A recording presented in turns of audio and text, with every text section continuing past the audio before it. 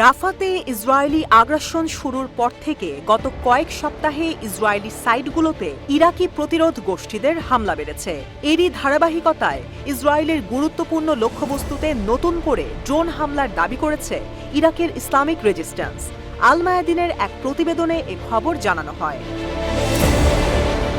এক বিবৃতিতে গোষ্ঠীটি জানিয়েছে, শুক্রবার সন্ধ্যায় ইলাত বন্দরের একটি গুরুত্বপূর্ণ স্থানে এ হামলা চালানো হয়েছে।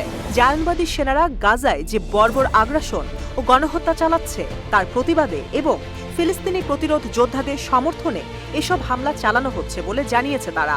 ইসরায়েলি আগ্রাসন বন্ধ না হওয়া পর্যন্ত তাদের বিরুদ্ধে এ ধরনের হামলা অব্যাহত থাকবে বলেও বিবৃতিতে হুঁশিয়ারি দিয়েছে তারা।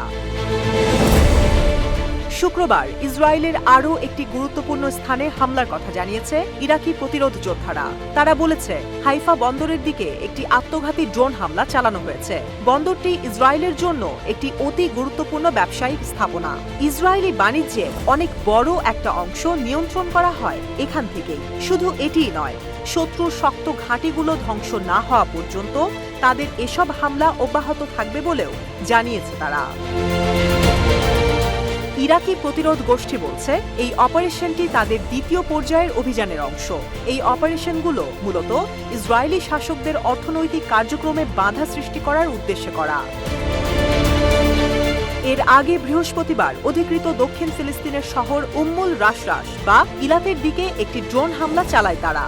এই হামলার ঘোষণার কিছুক্ষণ পরেই তাদের যোদ্ধারা হাইফা বন্দরের কাছে গুরুত্বপূর্ণ স্থাপনাগুলোর দিকে দুইটি আল আরকাব ক্রুজ ক্ষেপণাস্ত্র নিক্ষেপ করে।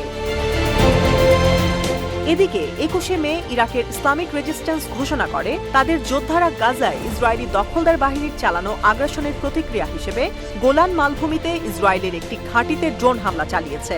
গোষ্ঠীটি জোর দিয়ে বলেছে, তারা ইসরায়েলি গুরুত্বপূর্ণ সাইটগুলোতে আক্রমণ চালিয়ে যাবে। তারা বলেছে, ১৭ অক্টোবর থেকে গাজায় ইসরায়েলের আগ্রাসন শুরু হওয়ার মাত্র ১০ দিন পর থেকেই প্রতিরোধ লড়াইয়ে যোগ দিয়েছে এবং তা যুদ্ধ বন্ধ না হওয়া পর্যন্ত চলবে। গত ৭ অক্টোবর ইহুদিবাদী ইসরায়েল অবরুদ্ধ গাজা উপত্যকায় বর্বর আগ্রাসন ও গণহত্যামূলক যুদ্ধ শুরু করলে ইরাকের প্রতিরোধ যোদ্ধারা এর বিরুদ্ধে রুখে দাঁড়ায়।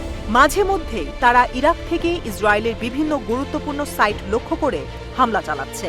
এছাড়া ইরাকি যোদ্ধারা মধ্যপ্রাচ্যে বিভিন্ন মার্কিন ঘাঁটিতেও হামলা চালিয়ে আসছে।